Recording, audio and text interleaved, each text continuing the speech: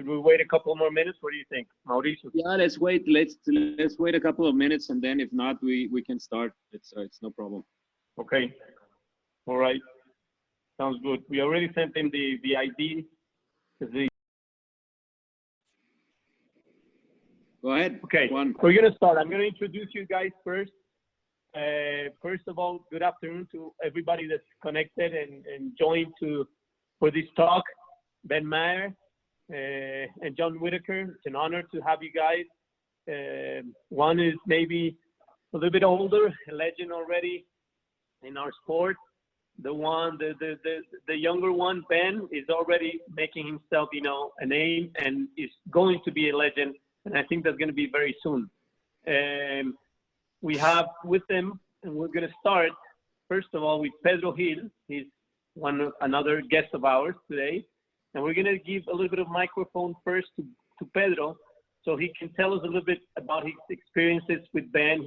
We know he rode with him for a little while, and we thought it was very interesting if we could get his point of view. Pedro, good afternoon. How are you, man? Well, thanks a lot. Thanks a lot for the invitation. Same thing to Mauricio and Ben for being here. I know he's a real busy man, so thankfully he's here. So he didn't want to be at the beginning, but I got him to be here. That's a good thing. Anyways, well, let me tell you a little bit. My journey with him started on October 2012. I met him in Wellington that year. I asked him if there was a chance for me to ride with a rider like him. We were drinking a Coke that day, I remember, and then he said he's always been kind with everyone, and he was like, okay, yes, we can do this and that and all that stuff. And he said, okay, you gotta come to London with me, you'll have your horse with me. He gave me great discount while I had to do some work in there and all that stuff. And anyways, I think I felt it was great. He didn't treat me like another worker at his farm, but like a really good friend. He took me to the shows with him. He actually tried to get invitations for me to Paris and all other shows like 2 Stars, but it's quite hard. But he really tried. And well, basically we started our relationship there. He's been a great guy with me. He's sold me horses. We've tried to do business together. None of them have worked yet, but we're always working and trying to create new ideas. So basically, I mean, I've tried to be behind him every single time. He's a busy guy, a lot of people behind him, but he has led me, and well, here we are. Great guy, great friend. You can always count on him. So basically it. That's very good. How about you, Ben? Was the experience just as good for you as it was for Pedro? Or was it a hard time for him? You didn't play poker with him, did you? I didn't play poker, no, but no, just like I can imagine, he's always got a very straight face, very serious face. But no, like Pedro said, I mean, we weren't doing as much training at that point when we first met. I mean, we was doing training, but more lower level training, not so international, if you like. And Pedro, like he said, he needed to be in London for some other things, and we tried to make it work. And exactly as Pedro said, we don't look at him like when he come like he was a customer. He was more of a friend. And he got on amazing with my whole team of people that are working with me, most of which are still working with me now. Actually, I just sent him a picture when we got on this group chat of him with my girlfriend and one of the guys that go to all the shows with me now. So it was a start of a good relationship, and I think it was difficult at that time to I trained Pedro as much as I could, but we've advanced now over the last few years with our business and growing, and probably if Pedro would come now, he'd find it a little bit different because we've moved on to the next sort of level for training, the more commercial side, if you like. But he was great fun to have around, and yeah, he's a friend. He's not a customer. That's very good. Ben. Okay. We're gonna start a little bit with the questions now, Ben. If you don't mind. Like I said, we're trying. Oh, here, I think she's on. Hold on, I think he's on. Clear, right? There. I think we're gonna have it.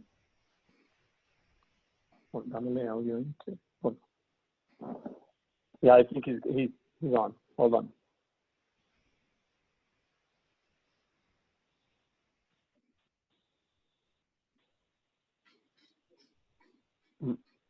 Okay, Ben, tell us a little bit. First question. We're gonna go right to it, and then as soon as he gets on, we'll go with him. We've asked this. We have Martin Fuchs on the show. We've had a couple more very successful riders, but most of them were from the States. We have McLean and Rodrigo, and we wondered the same thing about you. Were you raised with the whole European system of international pony, junior rider?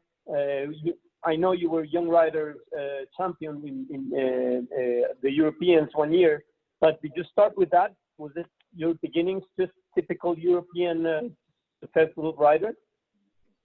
Yeah, I'm not from a horse family, not a horse background at all. My mum rode one horse for a hobby at weekends, and she had her own horse. And when I was growing up and very young, I had a small pony, and I rode around in the garden. So that's the only sort of background my family has with certainly this sport. But they were very supportive of me. I enjoyed riding the ponies, and I rode in England, like the pony club, just had fun at weekends and things. And then I liked the jumping. So I went more into the jumping when I was probably 10 years old. They supported me in every way that they possibly could. I had some ponies. I did the ponies and then into the junior and young riders in the end. They got me great trainers and things because there's only so much that they could help me with. And that's kind of the background there, really. And that's probably when I was around 15, 16 was when I was sat at school every day wishing that it would finish so that I could get back and ride. And that's when I started to think that this is something that I wanted to do for my career. Okay, that's very interesting. Okay, Mauro, go ahead. I'll give you Mauricio, Ben. Yes. Once you decided to take the sport to a different level, you traveled to Switzerland to ride with Beat Manley. Tell us about a little bit about this experience. Yeah, so just one step before that, I actually left. I left school after my last exam with my bag packed, and I went to Liz Edgar and Ted Edgar, who sadly Liz Edgar just passed away a couple of days ago. So neither of them are any longer with us, but they were in their day the biggest trainers in England for sure. Aachen, I think Liz was the first lady, I believe, to win Aachen Grand Prix. And I think at that time, my parents realized they couldn't really help me anymore. I really needed, if this is what I wanted to do, they had to let me go and experience things in this world that they didn't understand. So I was actually with Liz and Ted Edgar for a year and a half, which was a fantastic opportunity, but I knew there was more out there in Europe. I wanted to get to Europe, and I wanted to be around a current sort of top 10 rider and see what it was like. And that's when they introduced me. They gave me a couple of options, either at the time Leslie McNaught, Beat Manley, or Nick Skelton. Those were all riders that trained with Liz and Ted Edgar when they were younger. They were riders for them. So Nick Skelton, Beat, they were all there together as the stable riders for them. So they gave me the opportunity to decide, and I decided to take a couple of weeks apprenticeship with Beat Manley. I flew over there, and after the 2 weeks, he offered me a job, and I never went back. So that was kind of the start of my growing up, if you like, when I left England and went more into the training. Okay. So how long was that? How long did you play in Switzerland? So I was with Liz and Ted Edgar when I was 16, 17. So I was probably 17, 18 when I went to Switzerland, and I was there for approximately 2.5 years. So until I was turning 21. Okay. And I wanted to ask you something about that. You mentioned Liz Edgar, right? Yeah. I know she passed away recently. Okay, we have John is on, I think. Hey, John, how are you? Hi, good, thank you. Hey, John. Oh, good to have you. How's everything? Okay, but I'm not very technical, so. That's all right. Neither are we. Don't worry about that. We just started, so we had already Ben answer a couple of questions. We'll get back to you in just a minute. There's a lot of people excited about seeing you guys. All right, just a second, please. No worries. Okay. All right, Ben. So staying a little bit with the last question, you talked about Liz Edgar, and she passed away not long ago, and she's not. For some reason, she's not that very well known here in America. You know that. And could you tell us a little bit about her? Because she has, she was a great horsewoman and a great rider and a great trainer, obviously. Can you talk to us a little bit about her? Yeah, I think probably John is the right person to ask about her career and back in the day, actually, because she wasn't riding so much. Neither Ted nor Liz were riding very much when I was there, but I think she probably always sat behind Ted as a rider, if you like, my opinion. And but when you watched her work and just as she was as a person, she was very, very talented lady and very quiet and humble. And that's why probably she was a little unrecognized, so to speak. But I'm sure back in the day when she was competing and going at it like we are now, John has plenty of stories. Okay, John, you can go ahead. How are you? And we know you had some problems. Don't worry about it. We just started. This was our first question. So you can talk to us a little bit about Liz. And then Mauricio, I give you Mauricio. He's going to have the first question for you. How's that? Okay, yeah, that's good. No worries, yeah. No, I mean, Liz was a fantastic rider. She was very ladylike, but she was also very tough. Are you there? Yeah, we're here. Go ahead. Yeah, I mean, Liz, she knew her capabilities. She aimed herself for certain classes and she normally won them. She won the Queen Elizabeth Cup, I don't know how many times, I lost count of that. Then she won the Aachen Grand Prix. Okay. And she was very competitive. Okay, all right. So we're going to go ahead. Mauro, you want to start with the first couple of questions we had for John? Yeah, first of all, thank you, John, for being here. You have been one of my biggest idols in show jumping for a long time. So it's a pleasure to have you here with us. Through technology, you are in Colombia with us at the moment. So thank you again. Okay. I want you to tell me a little bit about your family. It's like a legacy. There are so many Whitakers at the moment that one loses track of all of them. Tell us a little bit about this. Who started everything? Tell us a little bit about some relatives, please. Well, unfortunately, I've lost track of them as well.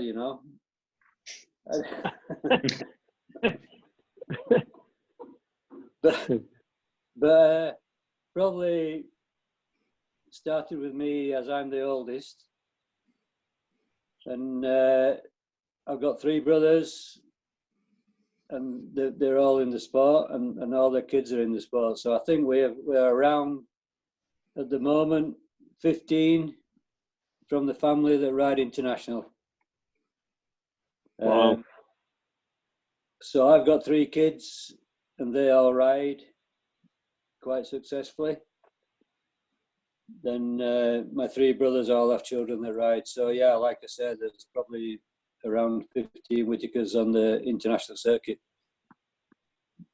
So it's yeah, it's nice, really. It's nice that they're all keen, and they you know, they, some of them probably tried other things, but decided that it was show jumping was what they wanted to do. So it's nice. Yeah, it's probably nice for me to think that I probably started it, being the oldest.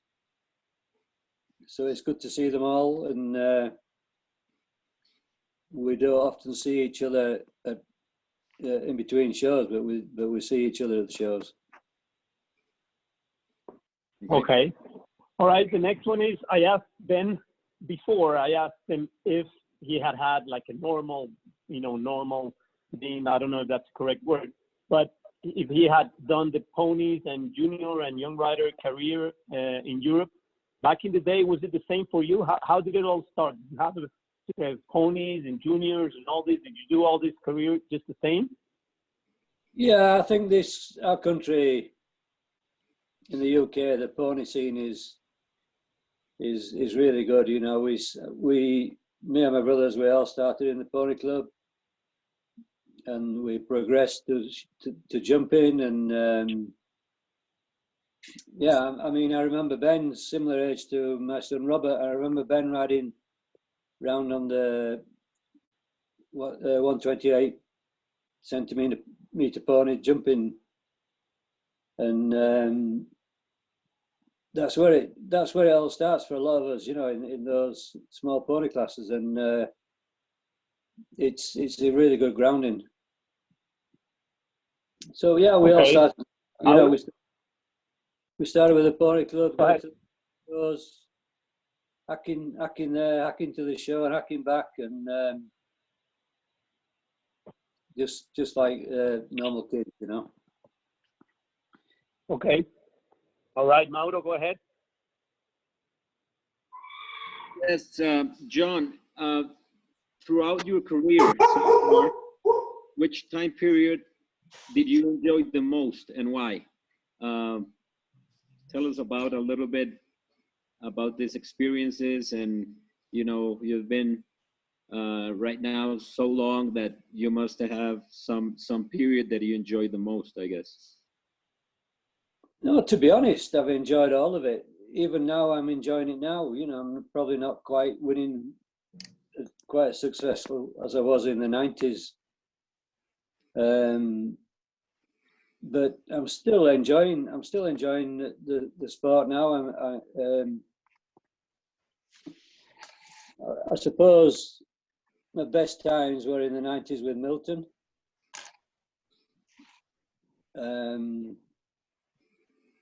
But to be honest, I've just enjoyed all of it, you know, right from the start, right through, right from my pony days, right through till now, and I'm still enjoying it now. Okay, good, great. Okay, I was going to ask you, you know, we've done some other interviews with a lot of riders from Europe and the States in this time of the coronavirus, and we always ask everybody, you know, all of them, we've always asked them, who has been not your inspiration, but the rider that you looked up to, and you were always one of those. From your days, obviously, with Milton. I mean, my personal experience, this was a time where you guys really made a difference, you know, in the modern area of equestrian sports. Yourself, and who else do you see as somebody that made a difference for today, an example for today's riders from that area, from that era? I think when I was growing up, there were so many good riders. Originally, I used to watch or admire Harvey Smith and David Broom. They were when I was coming into the sport, they were at the top, and they were both fantastic to watch. They were pioneers in some ways, you know. both David Broom and Harvey Smith were brilliant for the sport. But there's so many riders that I watched and tried to learn things from, like Hugo Simon, I think, was absolutely brilliant. He was a out and out winner. You know, he was just, Yeah. so his motto was, I must do this. Okay. Mauro, go ahead. Yeah, this question is for Ben. Throughout your career, you have wonderful horses. You have many horses like Roulette, Robin Hood, Triple X, Stella, many more, without, of course, forgetting Explosion. Tell us about some of these wonderful horses without forgetting Explosion at the moment. Yeah, I've been very lucky. Had some great horses, mostly unexpected ones that always come through, actually. You know, you have high hopes for sometimes a young horse, and it's not always a good young horse that makes a good older horse. But I've just been lucky. I started with, I think I had my fair share of horses that taught me a lot, but maybe weren't quite good enough when I was younger, and made me realize that I need to improve and need to look for better horses and train always to be better. But fortunately, like you said, with Robin Hood and then moving on sort of Triple X, and I've always had one horse sort of just step up and come through for me at the moment, and I've been very fortunate with that. Okay. And also for Ben, I remember a couple of years ago at West in Wellington, you had some epic battles against Scott Brash. It seemed like every Saturday night in the Grand Prix there was a faster jump off than the week before. Did you guys talk about that? Tell us a little bit about that time. It was interesting. It was, I think you had Senna at the time, right? And it was, I don't know, it was maybe the fastest riding I've seen in my life. What do you think? Yeah, a few people remember that, actually. I have to, but sometimes you get in your own world and you don't realize what's happening until you look back at those times. But yeah, I had a couple of great horses there. I had Salah, Eurico, and Scott was here, had his best horses here, and yeah, we're hungry. We're still hungry now, but we were hungry then, and it did seem like every single week it was myself and him in the jump off. We're good friends. We don't talk every single day on the phone or anything, but we're both trying to do the same thing. I have a lot of respect for Scott, and yeah, we took over America on that tour, that's for sure, and took as much as we could home, so to speak. Yeah, that's right. That was epic. Like I tell you, and nowadays we can see. I'm sure back in the day for John, he probably had the same with Big Ben and Ian Miller and all that. But since we have the technology now, we can see everything. Everything we can see. Okay, Michael, go ahead. You want to continue? Yes, this is for John. John Whitaker and Milton are probably one of the best combinations in the world so far, without a doubt. Would you please tell us some memorable wins with Milton, and of course, including the WEG in Stockholm, and I'm sure you have so many stories with him. Yeah, I think, yeah, he was a special horse, obviously. A little bit like Ben now with Explosion, he was a horse of a lifetime. He just wanted to do the job. He was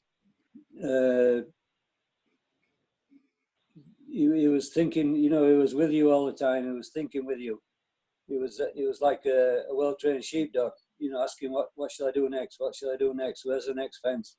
He was never looking for a way out. He just wanted to do the job. He loved the shows. He loved the atmosphere. And everything about him, the way he jumped, his character, the way he looked, you know, it was just so special. Yeah, I mean, I think for me, the one that really stands out was winning the European Championships in Rotterdam in 1989. I think I was a little bit head to head with my brother Michael, which was quite unusual, really, because in the last round in Rotterdam, you know, I wanted to win, but I didn't want Michael to lose either. So it was really, really different, you know, because, I didn't hold back. I tried my best to win, but at the same time, you know, I was disappointed for Michael. But that's, you know, that's the sport, and at least one of us won. Put it that way. But so that was meant a lot to me because I've been there, you know, knocking on the door for a few years, and I've been second and third and second, and always kind of there, but never quite winning. So to actually win a championship was really good, you know. But Stockholm, I was second. I mean, that was still good, but second's not first. But he won a lot, and he was special. Okay, we talked actually with Eric Nave a couple of weeks back, and we were remembering the Stockholm WEG, in which he rode, of course, Milton and the other horses. We asked him which of the horses were his favorites, and he said that Milton was like a computer, that he was so broke, and it was real pressure for him to ride. I'm going to ask you, what did you think about Gem Twist at the time, which was one of the best horses in the world? And they went almost head to head, Milton and Gem Twist. Yeah, Gem Twist was unbelievable, actually. I can remember the round perfectly, even now. And he was just so quick off the floor. He was so up with his shoulders and his withers. He actually hit me in the chin with his withers. He came up so quick.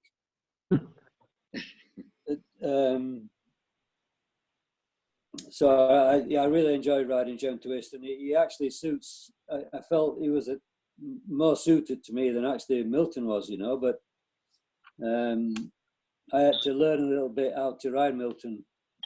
Gem Twist was actually more my natural type of horse that I would go for. So yeah, I love Gem Twist. Okay, and staying a little bit with Milton, I think I read somewhere you took the ride on Milton fairly late. He was 8, I believe, when you took him over because his owner passed away. Everybody, I'm sure, knows the story. But if he was 8 years old when you took over the reins on him, was it actually an immediate success? Did you have to work a little bit with him, or was immediate? Was he immediately successful with you? Yeah, not really. Didn't have to work so much. Like I've just mentioned, he was not my kind of style of horse that I was used to riding. He needed a little bit of time to come off the floor, especially in the beginning. He had a kind of a slow, exaggerated jump, you know, and he just needed time to come up. So I had to kind of teach myself to just to ride him the way he needed riding, and that was just to give him time to come off the ground, you know. And once I figured that out, and he figured me out, we were away. But it didn't take very long, and I think to get a horse at 8-year-old is probably the good age. You know, it's probably a good age really, because you know, they've kind of got past the novice stage and they're ready to go. So the timing for me, the timing was perfect. I think it took me 2 or 3 shows before he won a Grand Prix, which is quite quick. I think he won a Grand Prix his 3rd show with me, so it was actually That's fairly quick. yeah. I mean, like I say, it took a little bit getting used to the way he jumped, but once we got it figured out, we were away. Okay, Mauro, go ahead. Yeah, Ben, you of course won the team gold medal in 2012 in your country. How was that experience? Yeah, it was incredible. I think that it's a time when you look back and you don't, like I said a little bit with myself and Scott, but that really was a time, you know, we really come together. We came together as a team, which I think has been a problem over the past years. But it has got better since then. The riders, we live such an individual life, and we will have to fight for ourselves every day. So I think that probably back when John was on the teams as well, sort of before I was around, they had a sort of better team bond, and that's the first team that I've been on that we really come together. We really helped each other. We really went as a team, and we really believed that we could go there and win. And even if statistically it probably wasn't possible, we all thought we could do that, and that showed in what we managed to achieve there. And me personally, I was so focused, I don't really remember anything. You know, I don't remember much of that week at all. It's a bit of a whirlwind, but definitely an incredible time in my life that probably never will be repeated again. And just very lucky to be a part of that team and what we managed to do there in London. Because it had been, I think, 60 years, right, since England had won the gold medal. Actually, we made a little bit of a mistake, and on the poster, we put John as a gold medal winner in Los Angeles, and they actually had, it was silver. But I think it was 60 years, right, Ben, that it was the British team hadn't won an Olympic gold? Yeah, I think it was something like that. And, you know, England, we're a big horse country, a lot of equestrian, a lot of kids riding and things like that. And it's a shame that the world has changed a bit now, and there's not show jumping on the TV in England and things. Really a time when we brought it back a little bit. You know, the outside people were starting to look back at what that sport was and really got behind us. And like I said, just incredible memories, more afterwards for me than during. I don't remember so much during, but afterwards when we did a lot of the press things, and we were in the London Village afterwards, and we had to do the TV interviews and things afterwards. It was really a great time in my career, and something that I don't think anything really will ever live up to. Okay, John. So we're gonna settle this right once and for all. Who is faster, you or Michael? That's the first part of that question. And back in the day, you guys were a centerpiece of the Olympic and most of the Nations Cup teams for England. Did you guys train together? Did you practice, for example, speed classes and all that? And you got to tell me who was faster, or who is faster. I think I have to say that realistically, Michael is faster. Well, I let him think he is. and then you know when I'm going to beat him. But okay. I think it's been good for us because we've kind of encouraged each other, you know, in the fact that, you know, being two brothers, growing up together, you know, like kids do, and you're always competitive with your brothers, trying to beat them all the time.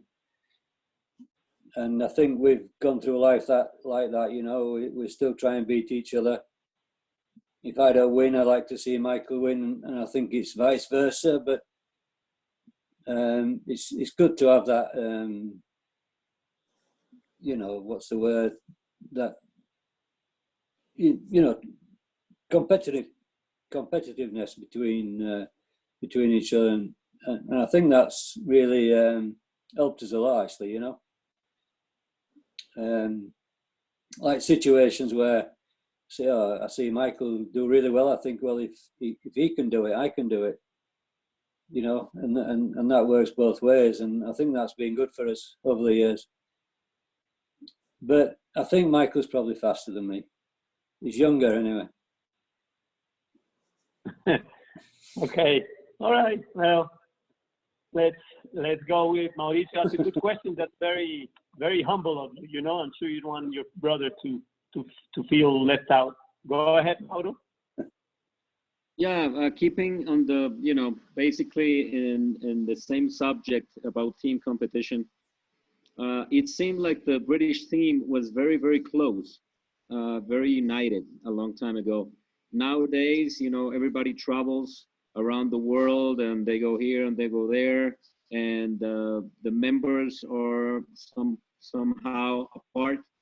Do you think nowadays all the teams, not only the British, are not as close as they were before? I think you're probably right. I think the reason is because probably shows like the Global Tour and the big money shows where you kind of the teams and the Nations Cups are probably not quite as important as they used to be in my day where the teams, the Nations Cups especially, were the big events, you know. Whereas now they're not such a, you know, not as such a big event as it used to be, the Nations Cups. I think that's probably the difference, and the big money. You know, it's normal that you want to win the big money, and the team events and the Nations Cups are not the big money. Okay. And this question goes for Ben. Ben, how did you end up with Explosion? How did he, you know, end up with you? I've been lucky with you know, I train Emily Moffat, and we're lucky to buy a lot of good horses, a lot of young horses. A good friend of mine, William in Holland, he sent me the video of Explosion when he was 7 years old in his area, and the horse was jumping clear rounds. I was a little bit suspicious because he's in an area where there's a lot of horse dealers, a lot of people. Like, how could they miss such a good horse? Anyway, I flew over, we tried the horse. He jumped really well. I flew back again myself a few days later, tried him again in a different arena. Just loved the horse, very balanced, very sort of tall, very, very sharp horse. And he felt very careful. I think beyond that, I didn't know what he could be. You know, he obviously was careful. He jumped a lot of clear rounds until that. So I asked Poden Farms to buy him with the expectation that he was going to be a good horse, but you just never know. Then I jumped a few youngster tour classes and things. He was always clear, even if he did it in a slightly unorthodox way. A few people had something to say in the beginning, opinions that, oh, he jumps too hard away from the front pole. You know, he has a weird style. He probably wasn't the 7-year-old that you watch in the ring and pick him out of 100 horses, but he was every time clear. Then he went to the stable riders for a year and a half or so, and then I took him back over when he was 9 years old and sort of never looked back. So I think the main thing that he's taught me is that the record doesn't lie, and I think since the first day he went in the ring and arena until today, his clear round sort of ratio, if you like, is incredible. And you know, I never sat on Milton, obviously, so I can't say, but I think he's my Milton, if you like. He's such an intelligent horse, and yeah, I'm very lucky to be able to have that in my lifetime. Okay, and I want to ask, because everybody talks about Milton with John, but he had the 84 Olympics where he won, when you won silver medal. You did it with Ryan's son, and this horse you had for 14 years, if I'm not mistaken, in the big circuit. Obviously, back then there was not as much jumping as there is now, but still remarkable. 14 years, John. That's a lot of time, no? With the horse at top level. It's incredible. I think it's quite incredible. Yeah, he was, like Ben said, you know,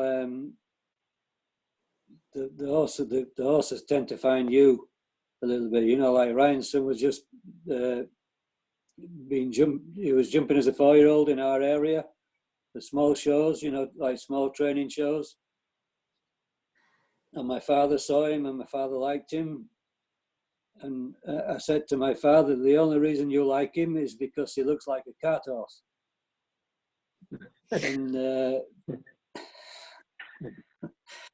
And he turned out to be, you know, an absolute brilliant horse, you know. And like you say, he jumped for. I started when he was 5, and he finished when he was 18. So that's just over 13 years jumping, you know. And yeah, okay. In the beginning, the shows were not quite as intense as they are these days. You know, we used to have a few months off in the winter. But I think it's still quite good to jump 13 seasons. And he was my first good horse. I got him when he was, I was 17 and he was 5. And so I was very lucky to find Ryan's son, you know, when I was 17. And I think it probably changed I think it changed all our lives, you know, all the family. Because it put me on the map a little bit, and then everybody else followed.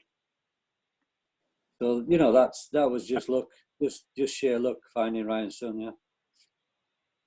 And then to get Milton directly afterwards, it's yeah, you know. That's incredible. That's remarkable to have a horse, you know, 13, 14 years on that at that level. That, you know, soundness and everything, and the head for the horse and everything. That's really incredible. Mauro, you have something more? Go ahead. Yeah, I want something to ask both of you. You have been in the top level for a long time, and you know, you take a lot of time going to shows and everything. And Ben was saying with Explosion that he found the horse when he was 7 years old. Do you guys have the time to develop like a 5-year-old, like a very interesting 5-year-old, 6-year-old, or you focused already on the Grand Prix horses and the upcoming horses? Or how do you get to the top level horses without going back to a 5 or a 6 or a 4, or maybe you have, I don't know. You want to start? Go ahead, Ben.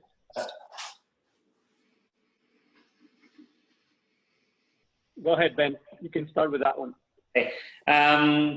Yeah, well, for me personally, I always did them before myself. Triple X, we bred him. I broke him in myself.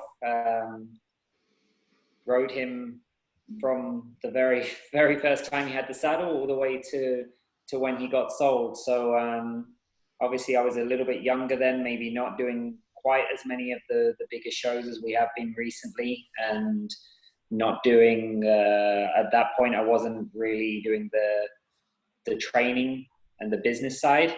Now things have changed a little bit. I still have, I try to get a couple of nice young horses every year of my own, as well as with other owners. And I have them with a couple of different riders in Holland and in England, actually. And just kind of put them there, let them grow up until they're 7-year-old and see if they think they can be something. And then at that point, if they're interesting, then they sort of come over when they're 7, 8 years old to me. And if not, then we look for other avenues if they're nice horses, but always trying to continue to find the next horse and buy younger ones and develop them. But like you said, of me personally, I don't have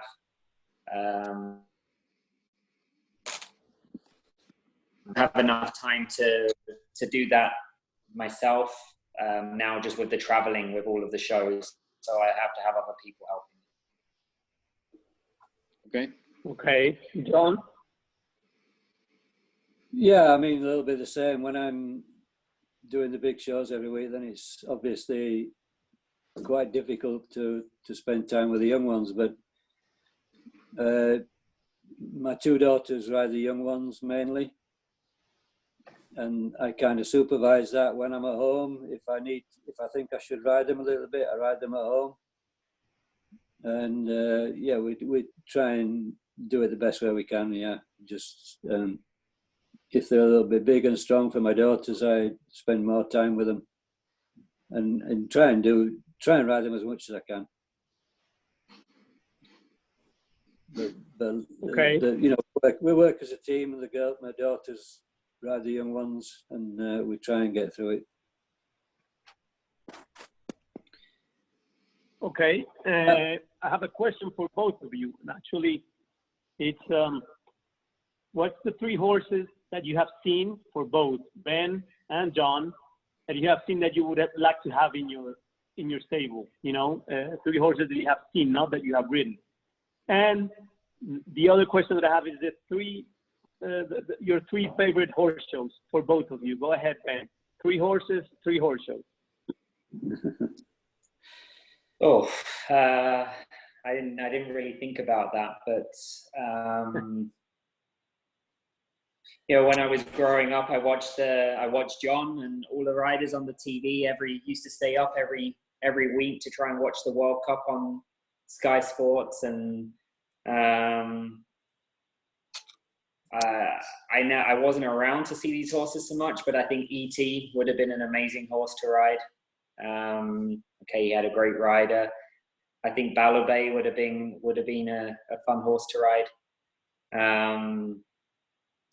More recently now,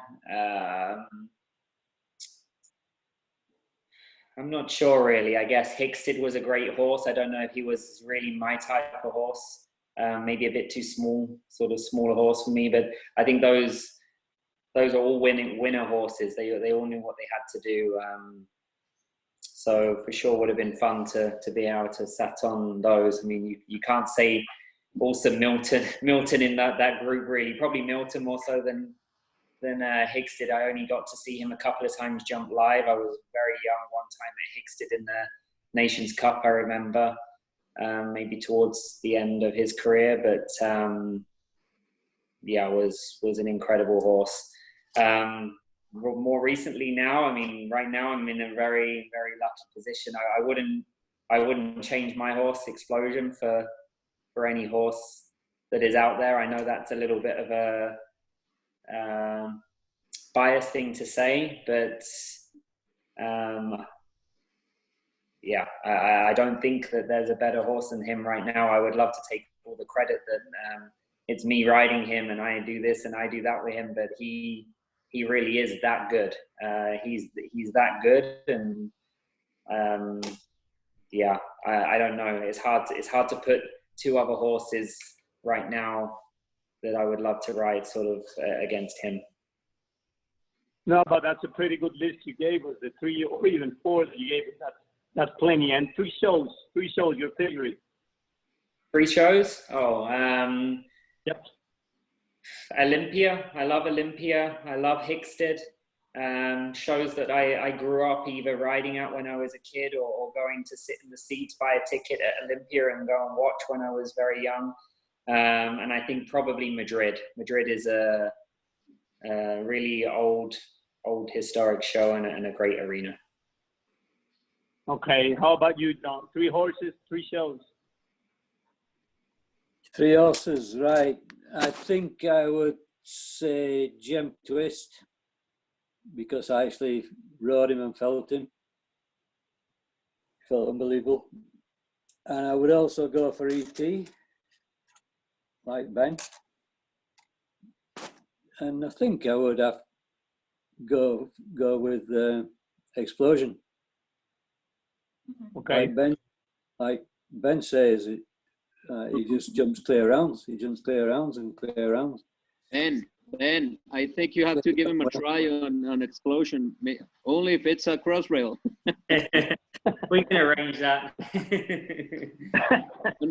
You gotta send us the video. By the way, we had an interview with Martin Fuchs last week, and we told him that we were going to have you this Saturday if he had something to tell you, and he has a message for you, and it's a very interesting question. He says, "How come you don't answer your messages?" I'm too busy. I'm too busy working. I'm riding my horse all the time, so I'm not very good on my phone. I'm busy marking out and grooming my horses. We'll tell him that. Okay, Mauro, do you have something more? Any further? I have one question for Ben.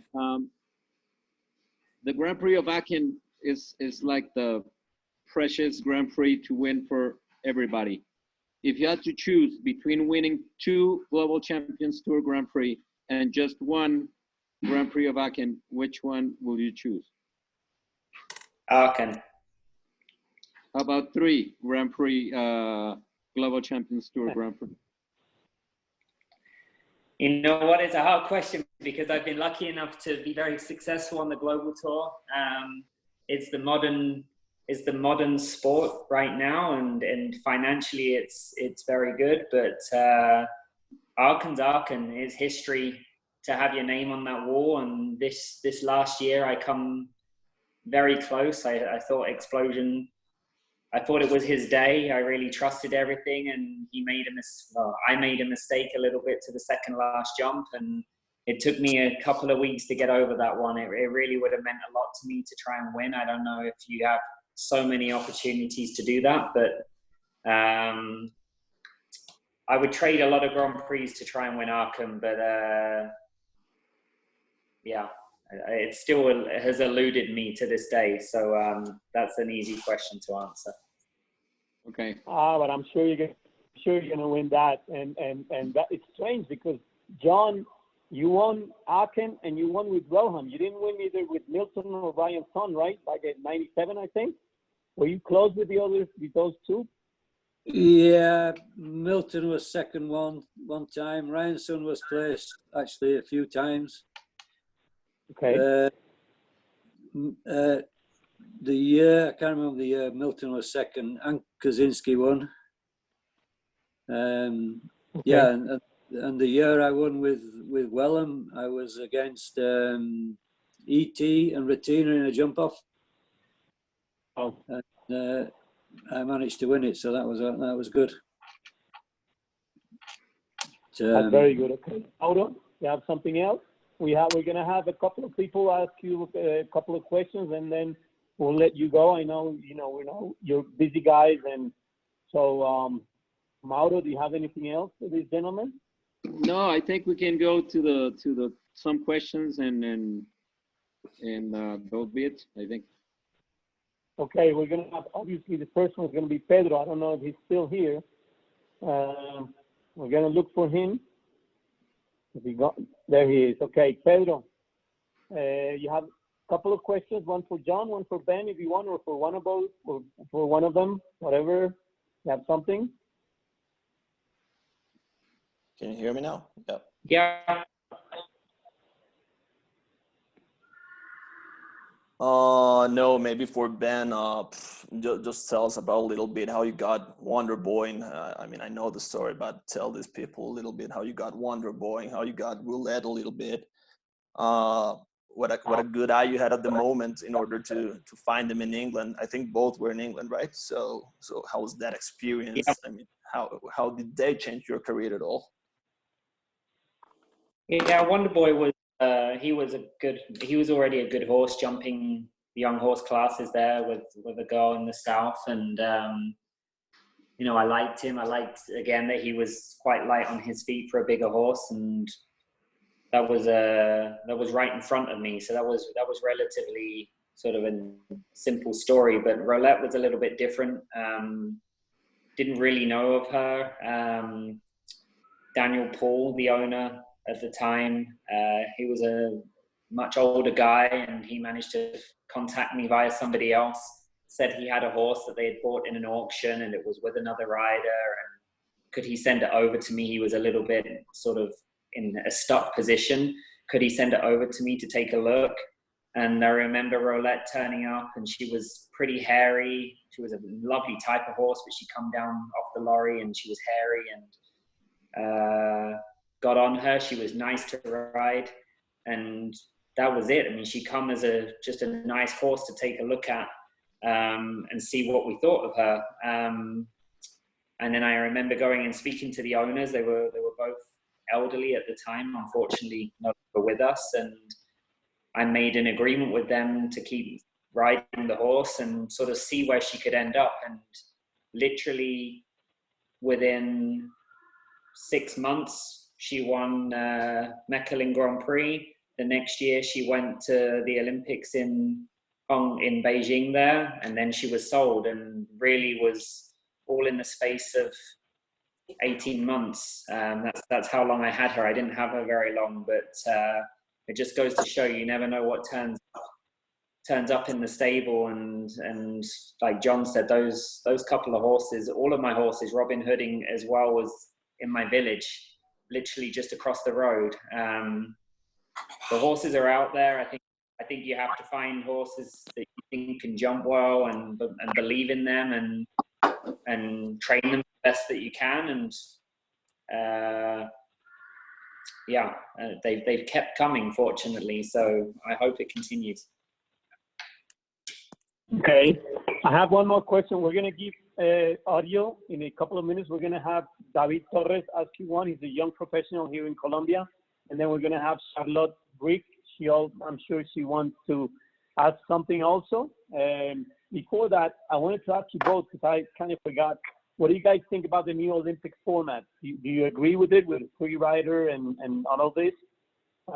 Maybe John first, and then Ben. No, I don't agree with it.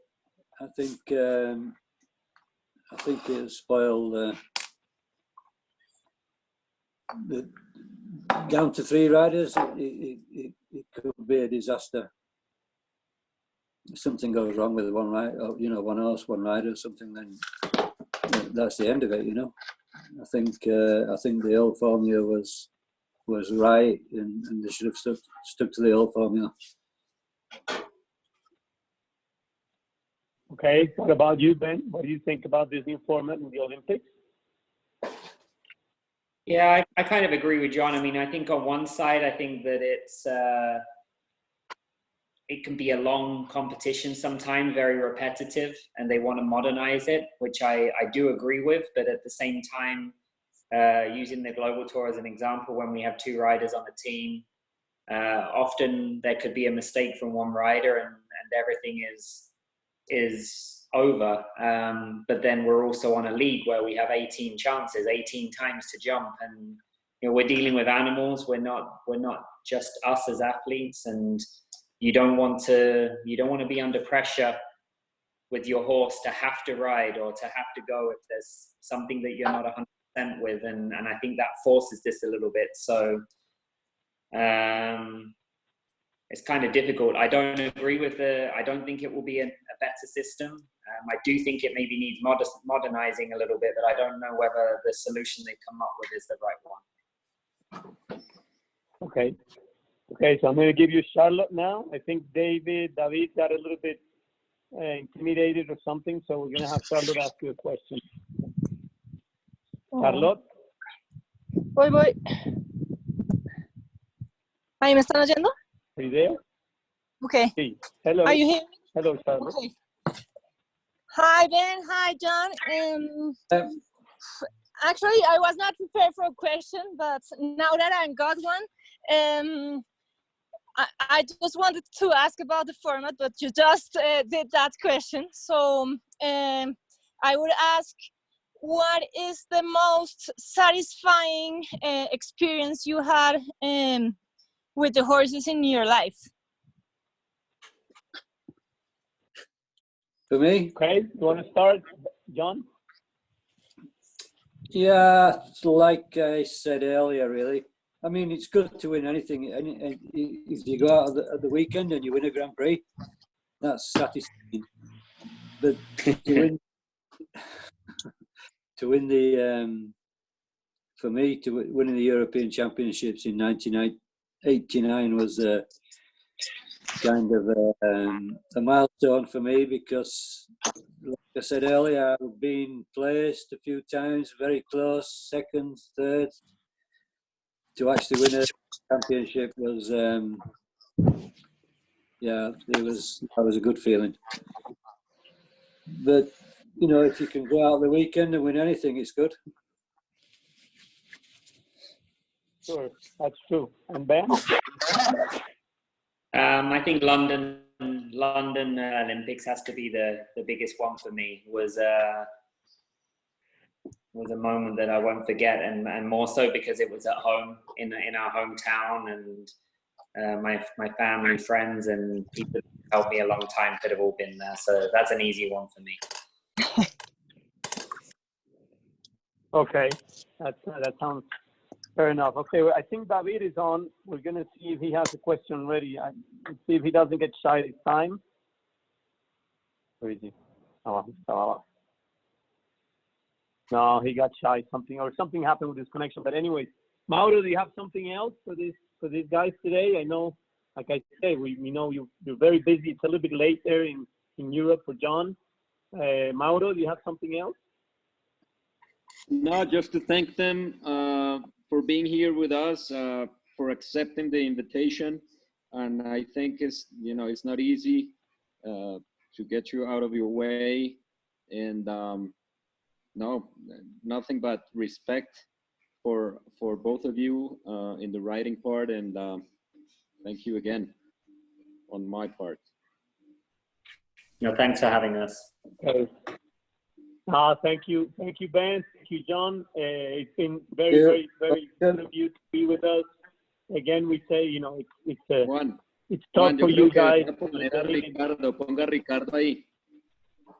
Let's see if we have hold on. Maybe we have somebody else here that wants to say. Está con Liliana Aipa. Okay. Here, I'm gonna give you Ricardo Villa, so you guys know him. He's a professional writer here in Colombia also. Richard.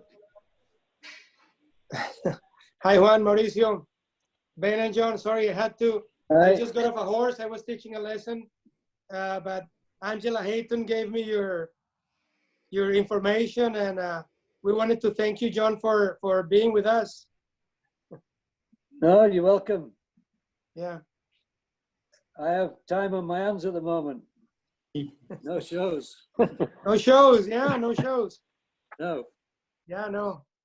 But the barn is full of horses, and yeah, I'm busy. We're lucky to live in a farm and be able to keep riding and doing our thing. Yeah, that's good. That's good for us. At least we can do something. Yes, sir. Absolutely. We're not in a block of flats on the 15th floor. Thanks again. Thank you very much, guys. Okay, guys. I'm sorry I missed the meeting. I hope you recorded it, and we did. Yeah, we're gonna put it on YouTube. You guys don't mind later. We're gonna put it on Facebook next week. So thank you guys again. Okay. We'll see you soon, and I hope everything comes good for you again when everything restarts. Okay. Thank you again. Thank you. Thank you. Thank you. Cheers. Yep. Thank you. Bye-bye. Bye. Okay, see goodbye. You, cheers. Bye-bye. Bye. Bye. Bye, guys. Bye-bye.